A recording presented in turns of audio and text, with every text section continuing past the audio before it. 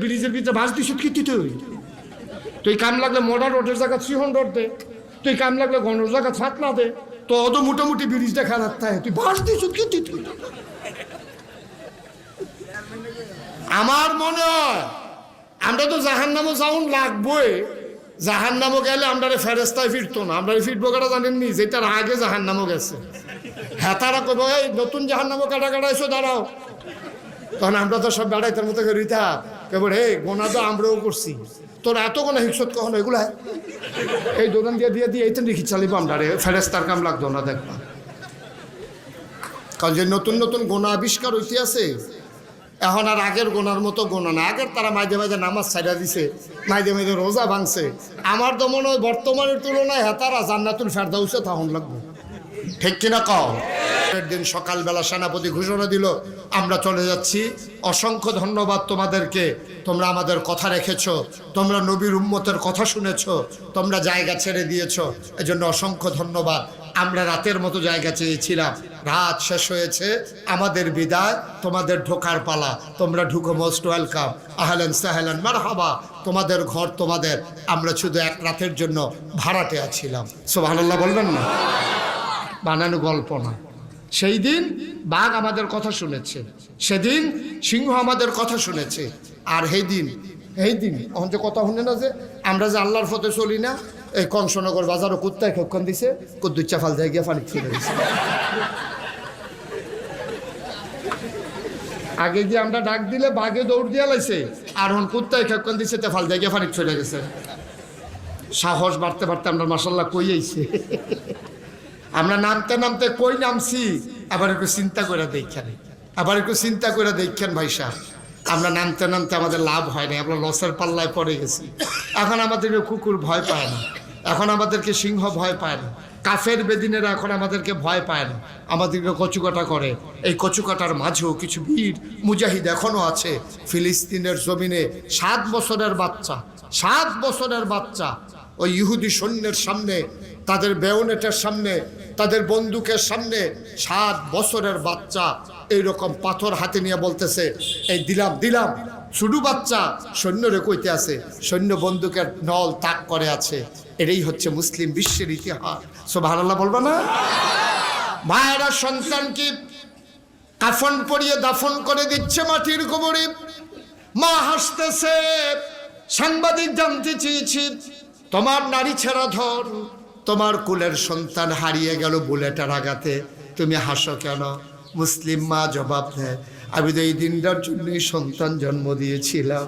সুবহানাল্লাহ, আমি তো এই দিনটার জন্যই সন্তান জন্ম দিয়েছিলাম, সন্তান রেখে দেওয়ার জন্য জন্ম দেই নাই। কাফেরের বিরুদ্ধে আমার সন্তান জীবন দেবে, এই জন্যই তো সন্তান পেটে ধরেছিলাম। আজকে আমার পেটে ধরা সার্থক হয়েছে। আমার 7 বছরের ছেলে কাফের সৈন্যের সামনে বুক উঁচু করে দাঁড়িয়ে সেনার ভিতরে বুলেট নিয়ে তারপরে সে হত্যা হয়েছে। আমি খুব লজ্জা পাইতাম, আমার ছেলের পিঠের ভিতরে যদি বুলেটের আঘাত থাকতো তাইলে আমি বুঝতাম আমার সন্তানকে আমি বীর পুরুষ বানাইতে পারি নাই।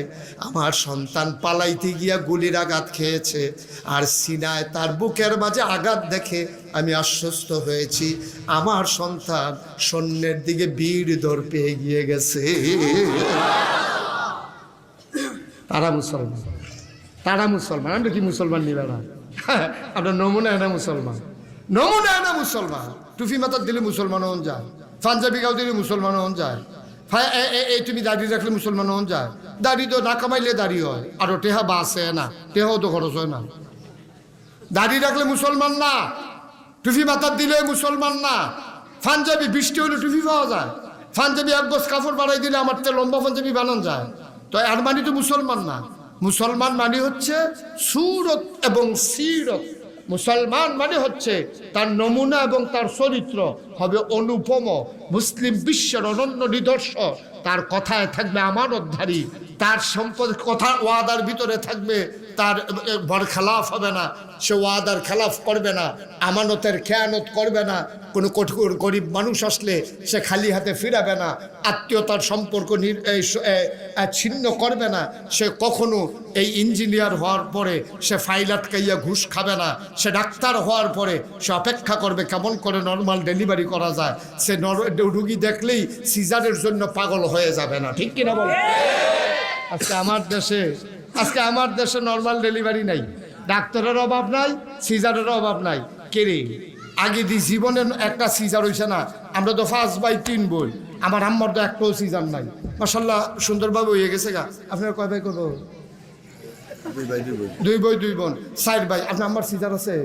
হুজুরা কয় ভাই কইব? আমরা 4 ভাই 5 বোন। 4 ভাই 9 জন।